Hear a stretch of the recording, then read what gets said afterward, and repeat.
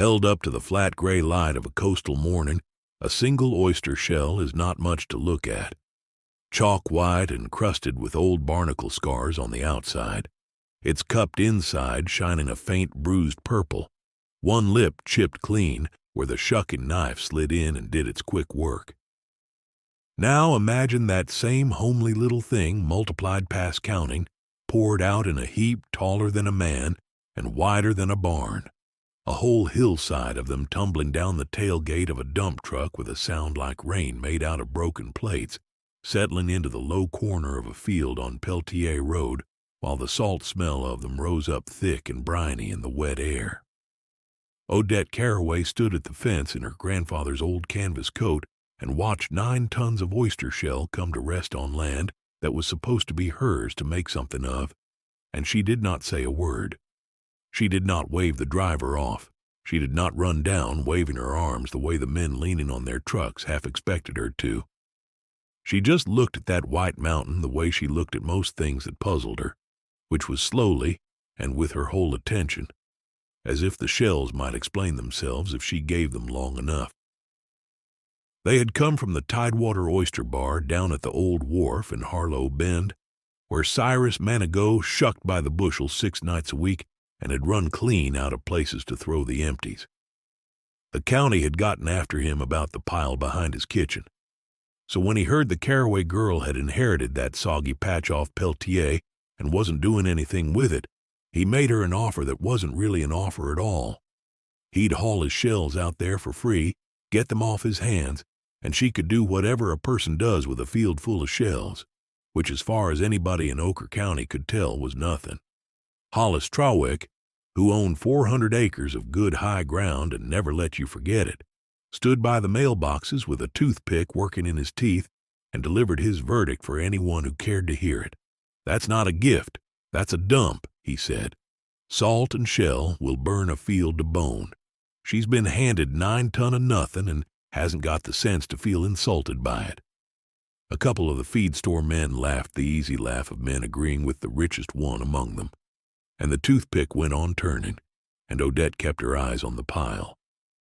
"Before we go on, do me a small kindness.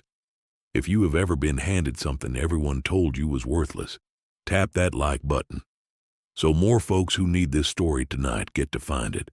And down in the comments, tell me the name of the town you're watching from, because I like to know where these stories land. Go on and do that now, and then come back, because what Hollis Trawick called 9 ton of nothing was about to turn into the most valuable thing on Peltier Road, and it was going to take a girl who knew how to wait to prove it. She was 22 that autumn, and she had not come back to Harlow Bend with any plan to speak of.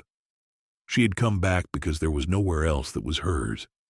Her mother had gone north years before and remarried and stopped writing much, and her father she had never really known, and the little house at the end of Peltier had passed down to her through her grandfather Emery, the way tides pass through a marsh, quietly and without much fanfare, leaving her holding the deed to 12 acres of low ground, a leaning barn, a well that ran a little iron tasting in dry spells, and a great-aunt named Verley, who lived a mile up the road and did not believe in wasting words. There had been a boyfriend in the city and a job at a call center and an apartment with a window that looked at another window, and none of it had felt like anything. And then the letter about the house had come, and she had packed one duffel bag and driven south until the road turned to oyster shell gravel and the air went salt, and she had let herself into a house that still smelled faintly of her grandfather's pipe tobacco and pine tar.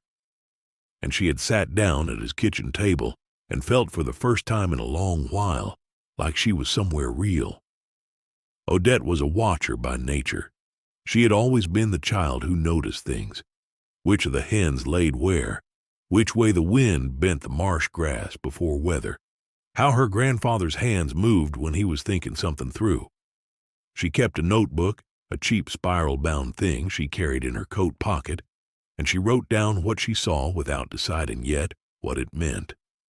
When she found the chickens still living behind the barn, a dozen ragged hens and one cross old rooster with a limp, survivors of her grandfather's flock, that a neighbor had been tossing scratch to since the funeral. She wrote that down too. She named the rooster Sheriff because of the way he strutted the fence line inspecting his territory. The hens she did not name at first.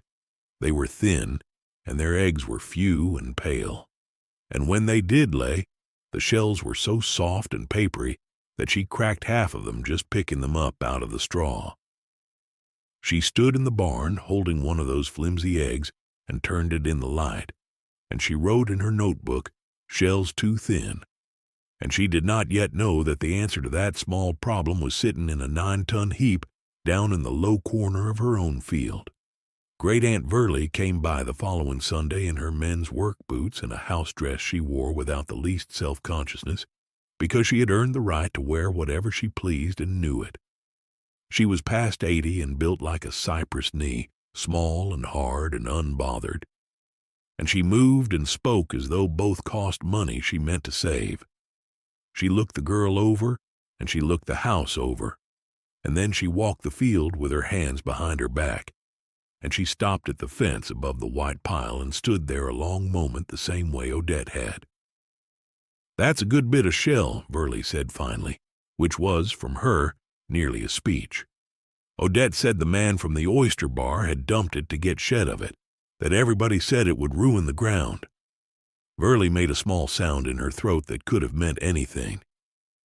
"Your granddad used to buy that by the sack," she said, "ground it up in the old mill and fed it to his layers. Called it his cheapest hand." Then she turned and walked back toward the house to see about coffee, and that was all she said about it. And Odette stood there with those 7 words going around in her head like a key turning in a lock she couldn't yet see the shape of. His cheapest hand. She wrote it in the notebook that night at the kitchen table, and then she went looking through the house for anything her grandfather Emery had left behind of how he did things, and in the bottom drawer of his roll-top desk, under a coil of trot line and a tin of rusted fishhooks, she found the ledger. It was a fat leather book, its pages warped and rippled from some long-ago flood, the ink gone brown. And it was not a diary, but something better, a record, year on year, of a working man's attention. He had written down when the hens molted and when they came back in to lay, what he fed and what it cost, how many eggs a week and what he got for them at Pearline Odom's store in town. And threaded all through it in his cramped, patient hand were the shells. "Crushed oyster to the layers," one entry read, "keeps the shell hard through the heat." And another, further on, "ground shell worked into the garden rows, sweetens the sour ground." And near the back, underlined once, a line that was less an instruction than a belief, the kind of thing a man writes to no one but himself. "Nothing here is poor but the eye that's too lazy to look." Odette read that line 3 times, and then she read the whole ledger front to back by lamplight until the sky went gray. And somewhere in those brittle pages the 9-ton heap in her field stopped being a nuisance and became a resource. And she closed the book and slept 2 hours and woke with a plan she did not tell anyone, because telling was not her way. Her way was to go and do the thing and let the thing speak for itself. She started small because she had almost nothing to start big with. In the barn she found her grandfather's old hand-cranked mill, a cast-iron thing bolted to a stump, its hopper furred with rust, but its burrs still sound, and she cleaned it with kerosene and a wire brush over 2 evenings until it turned freely again. She carried shells up from the pile a bucket at a time, not the whole 9 tons, just what she needed, the way her grandfather's ledger told her, a little worked and steady rather than a lot dumped all at once. She let sun and rain work on the heap first, let the weather leach the last of the salt out of it, the way Verley said the old man always had, waiting through a season of squalls before she took the first bucketful, because the shells needed a weather and she was in no hurry, and being in no hurry was the one thing she had that Hollis Trowick and Cyrus Manigo and the feed store men did not. She cranked that mill by hand until her shoulders burned and her palms blistered and then calloused, grinding the weathered shell down to a coarse, pale grit. and she scooped that grit into a trough for the hens and stood back and watched them fall on it like it was candy. She wrote it in the notebook. Hens took to the shell fast. And under that, the date and nothing else, because she had learned from her grandfather that the date and the plain fact were most of what mattered, and the rest was just waiting to see. The waiting took 3 weeks, and then one cold, clear morning in the barn, she reached under a hen and picked up an egg, and it did not give under her fingers the way the papery ones had. It was firm. It was heavy in the hand, dense the way a good egg is dense, and when she tapped it against the trough it rang instead of crumpling. She held it up to the window, that homely brown egg, and it was the most beautiful thing she had seen in months. She cracked it into a bowl, and the yolk stood up tall and orange as a marsh sunset, a proud dome that did not spread, and she wrote in the notebook, "Shell's hard now, yolks stand up." And then she sat down at the table and looked at that yolk for a long time. And she understood that the pile of shells Hollis Trowick had called 9 ton of nothing had just fixed the only real problem she had. It had not cost her $1. It had cost her buckets and blisters and the patience to wait out the salt. That was the moment, though nobody witnessed it and she made no ceremony of it, when the story quietly turned. The whole rest of what happened was just this same small thing repeating and growing. The shell going into the hens, the strength going into the eggs, and the strength in the eggs going out into the world to find the people who could taste the difference. The first person to taste it, as it happened, was Pearline Odom, who kept the general store in Harlow Bend and had known Emery Carraway 40 years. Odette brought in 2 dozen of the new eggs in an old carton, not to sell exactly, just to bring, because Pearline had been kind to her, and it seemed the thing to do. Pearline took one home and fried it for her supper, and the next day when Odette came in for feed, the old woman met her at the counter with a look on her face. "That egg," Pearline said, "that's Emery's egg. I haven't cracked an egg stood up like that since he passed." "What are you feeding those hens?" Odette told her, plainly, the way she told most things. "Shell from the oyster pile, ground up, worked and slow." Pearline set both hands flat on the counter and considered that, and then she said she would take every extra dozen the girl could bring, and she'd pay a fair price, and she wanted to put them by the register with a little card so folks knew they were Carraway eggs, local, from the old place on Peltier. Odette said all right. She didn't argue the price up, and she didn't ask for a contract. She just started bringing eggs, 3 dozen, then 5, then 8, as the flock came fully back into lay on the good shell grit and the days lengthened, and Pearline sold every one. And word began to move the way word moves in a small place, from mouth to mouth, over counters and across pews and at the gas pumps, slow and sure and impossible to buy. The word moved fastest of all through Dewey Prine, who ran the register at the filling station out on the highway and considered the free exchange of everybody's business to be the true purpose of his employment. Dewey had bought a dozen off Pearline on a lark, and he had become an evangelist. Man, he told everyone who pulled in for gas or a cold drink, "You got to try these eggs the Carraway girl's making. They got yolks like a egg dyed itself." He told the mail carrier and the propane man and the deputies and the shrimpers coming up from the docks, and one of the people he told on a Tuesday in early spring was a woman named Josephine Amble, whose son Toby did odd jobs after school, and whose cousin cooked at a restaurant 2 towns over. That thread, Dewey to Josephine to Toby to the cousin, was the thread that would eventually pull Odette Carraway's little egg business up out of the county and into the wider world, though of course she didn't know it then, and neither did anyone else, and it all started with Dewey Prine talking too much at a gas station, which is a thing that had never once done anybody any good until that spring when it did. But before any of that, there was Hollis Trowick, who was not going to let the matter of the shells rest without one more pronouncement. He came into Pearline's one afternoon while Odette was setting out a fresh flat of eggs by the register. and he stood there with his thumbs in his belt and looked at the little hand-lettered card and the brown eggs behind it, and he shook his head with the settled patience of a man explaining the world to a child. "I'll tell you how this goes," he said, and he said it not cruelly, but as a fact offered for consideration, which was worse. "You'll sell a few dozen to folks feeling neighborly. Then the novelty wears off and folks go back to the cheap eggs at the chain store because a egg's a egg to most people. You can't build nothing on a pile of garbage shell and a dozen scrub hens. This is a hobby, girl, not a living, and hobbies eat money till they die." He tipped his hat to Pearline, not unkindly, and walked out to his big clean truck, and the little bell over the door rang behind him. Pearline started to say something hot, but Odette just watched the door swing shut and then went back to setting out her eggs, one flat, then the next, and she said mildly, without looking up, "We'll see." And that was all. She wrote his words down that night, not out of spite, but because she wrote everything down, and there they sat in the notebook. "A egg's a egg, can't build nothing on garbage shell."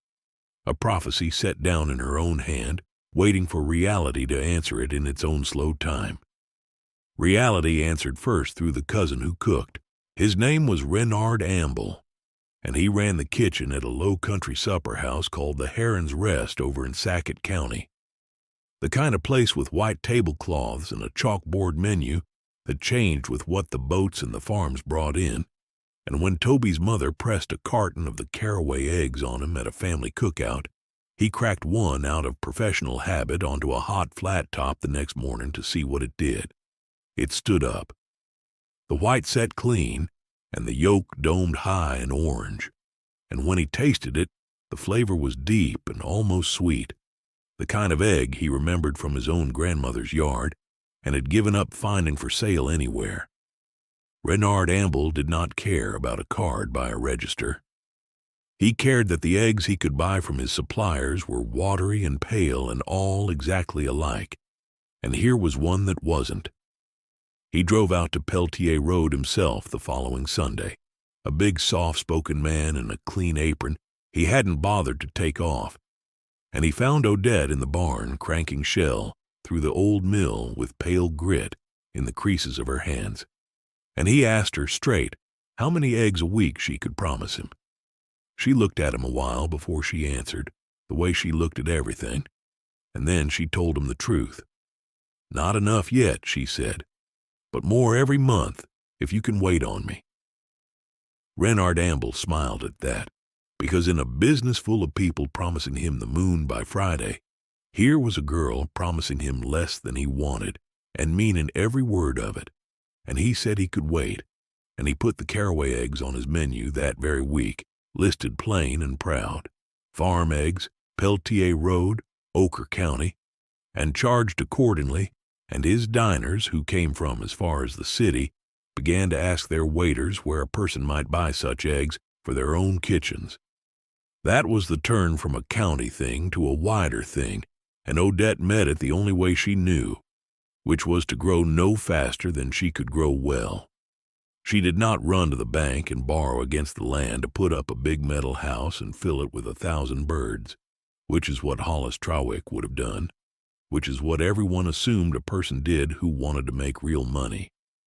She let the demand pull her, hen by hen, the same way her grandfather had, the same way the ledger taught.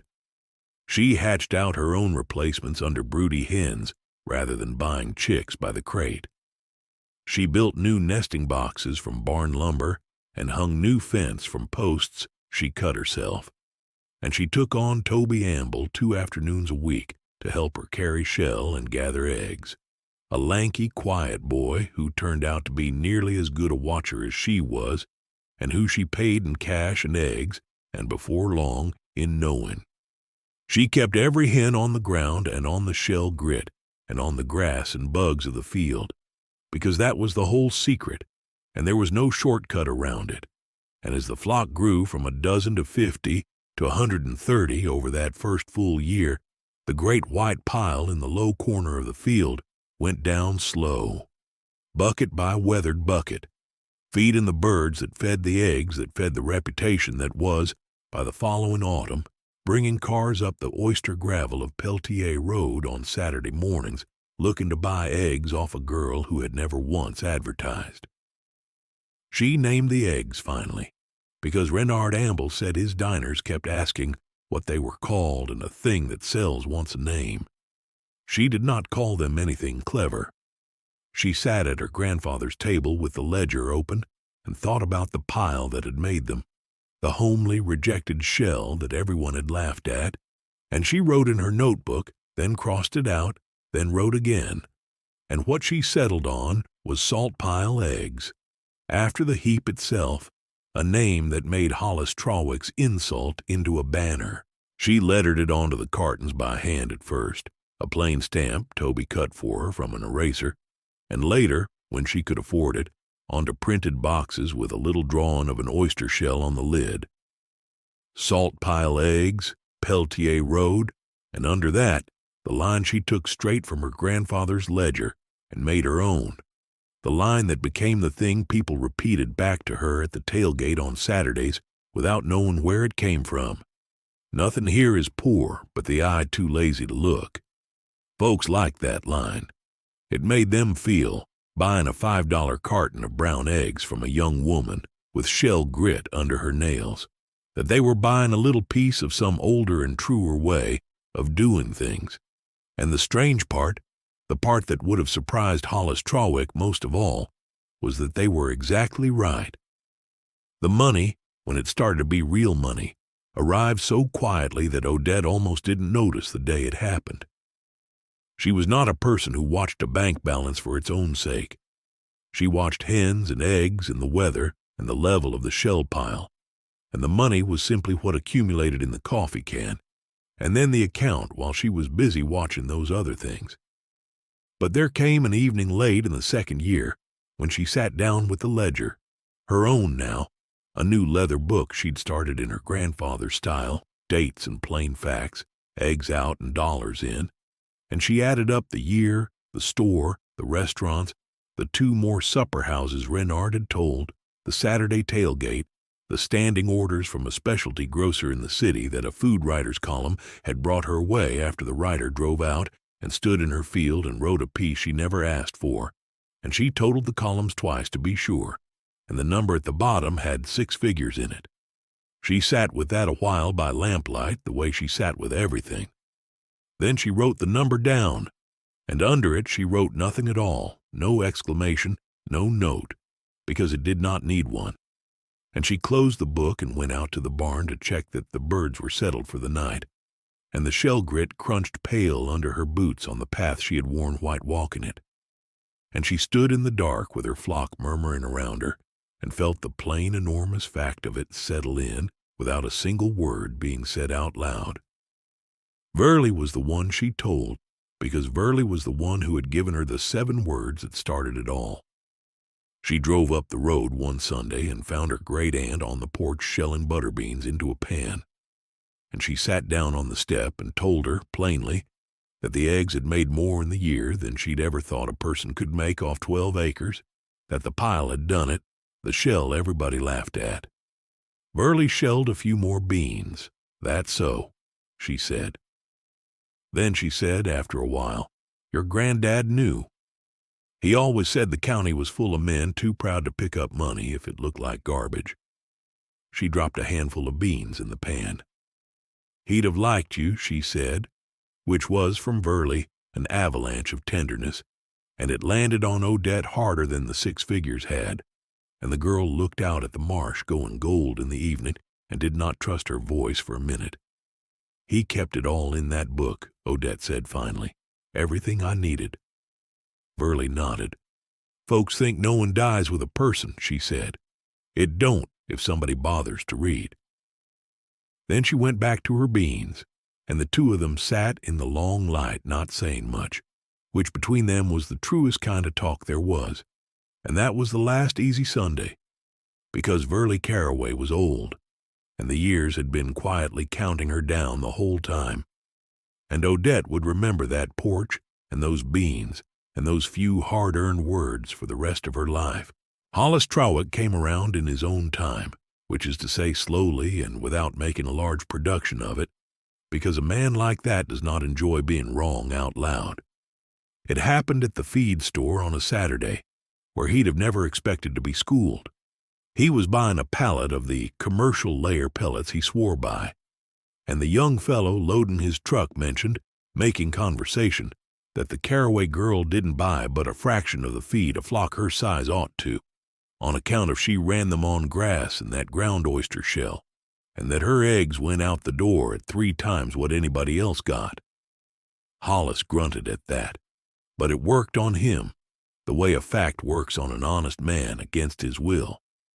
A month later, he pulled his big truck up the oyster gravel of Peltier Road on a Saturday morning, and he got out and stood at the tailgate where Odette was selling, and he waited his turn behind 2 women from the city, and when it was his turn, he bought a carton, and he stood there a second turning it in his big hands. "Cracked one of these at my daughter's," he said, not quite looking at her. Stood right up. He worked his jaw. Then he said the thing, as close to an apology as his kind ever comes, offered as a fact for consideration the same way his insult had been. "I said you couldn't build nothing on that shell pile," he said. "I was wrong about that. She could have said a great many things. She had earned all of them. But Odette Caraway just handed him his change and looked at him with those steady, watching eyes and said, mildly, 'Most folks are, about most things, until they look.' And Hollis Trawick took his eggs and his change and touched his hat and got in his truck, and something in the set of his shoulders had changed, and he never once more in all the years after called anything on that road garbage. The loss came the following winter, the way losses do, in the low, quiet part of the year when the marsh grass had gone brown and the birds laid slow. Verly Caraway died in her sleep, in the house she'd lived in 60 years, in her men's work boots by the door and her house dress on the peg, having earned to the very end the right to leave the world exactly as herself. Odette found her, having gone up the road worried when the porch light stayed on past its hour, and she sat with her a long time before she called anyone, holding the small hard hand that had shelled 10,000 beans and pointed at a 9-ton pile of shell, and said your granddad used to buy that by the sack, the 7 words that had turned a dump into a living and a lost girl into a woman with a place in the world.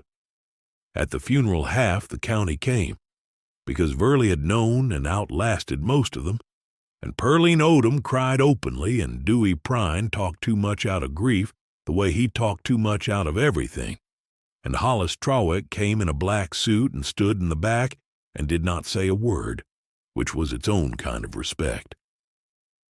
Afterward Odette drove home in the early dark and walked out to the barn out of habit, the shell grit crunching white beneath her boots, and she stood among the murmuring hens with her breath fogging, and she let herself finally grieve, not loud, not the way people do in movies, but the deep, slow way of a person who understands exactly how much has been lost and exactly how much has been given, both at once, and cannot hold the one without the other.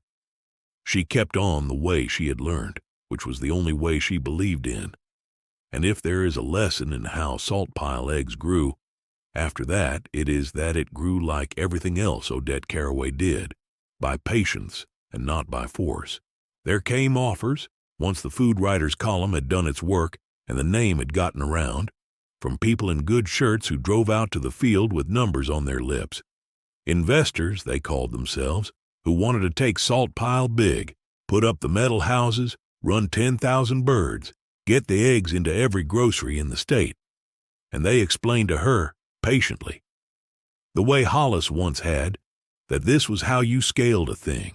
This was how you turned a nice little business into real money, and all she had to do was borrow against the land and the name and let them help. Odette listened to every one of them all the way through, because she was polite and because she was a watcher and liked to understand a thing before she answered it. And then she said no every time, plainly, without heat. She had done the arithmetic in her grandfather's ledger and her own. 10,000 birds crammed in a house would eat commercial pellets and lay commercial eggs, and the whole worth of the thing, the standing yolk and the deep flavor in the hard shell and the story people repeated at her tailgate, came from the birds being on the ground and on the grass and on the shell. And you could not do that with 10,000 any more than you could pour the whole 9 tons on the field at once and expect anything but ruin. Build small, she told one of them, borrowing without knowing it the shape of her grandfather's whole life. Let it pull you. Don't push it. The man in the good shirt did not understand her and drove away certain she was leaving money on the table, and he was right that she was, and she did not care because she had learned the difference between money you leave on the table and money that would cost you the very thing that made it. She grew instead the way the pile had shrunk, slow, steady, from within. When the demand outran her flock, she did not buy her way bigger. She added another 100 birds she'd hatched herself and let the field carry them. And when one field wasn't enough, she bought the 12 acres next door from a widow who was glad to sell to a neighbor rather than a stranger, and she managed those acres the same patient way. Grass and birds and ground shell worked in slow. She trained Toby Amble up into a partner over the years, the quiet, watchful boy grown into a quiet, watchful young man who kept his own notebook now.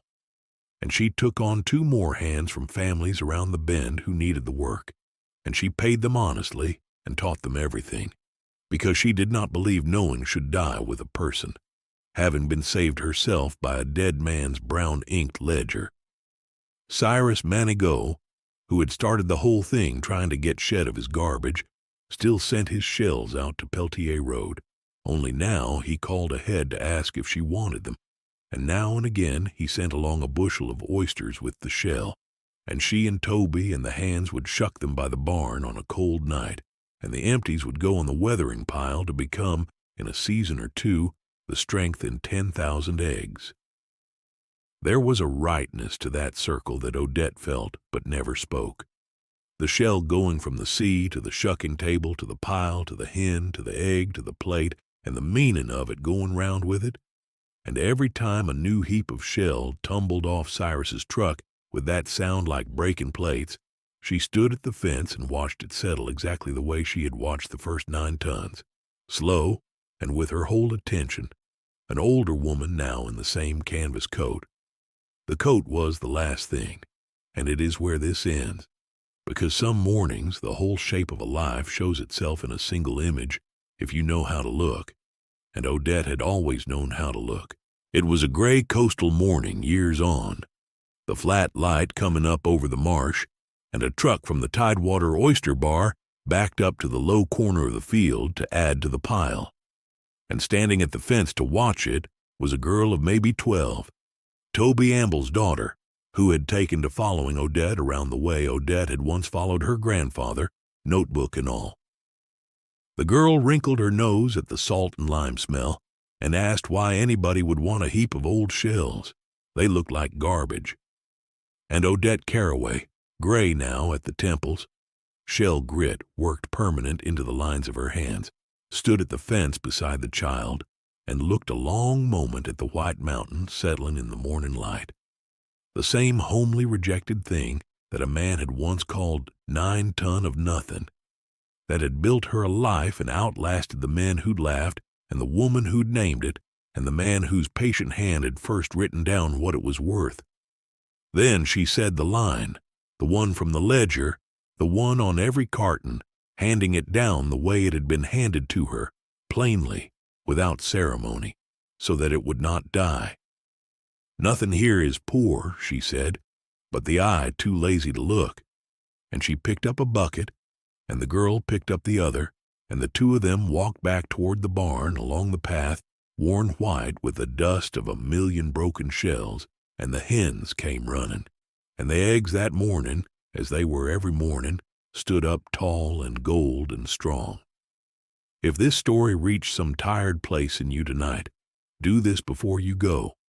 Send it to someone in your life who has been told, by people who ought to have looked closer, that what they have or what they are isn't worth much, because they need to hear that the world's judgment and the world's truth are not always the same thing, and that patience has outlasted contempt more times than anyone keeps count of. Then leave me a comment and tell me about the thing in your own life that everybody wrote off as worthless before you understood it. The shell pile only you could see the worth of.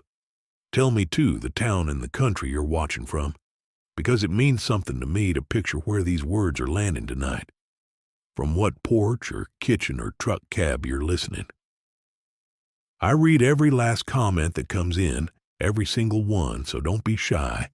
And remember the old man's line as you go, that nothing is poor but the eye too lazy to look, and go look twice at whatever they told you to throw away.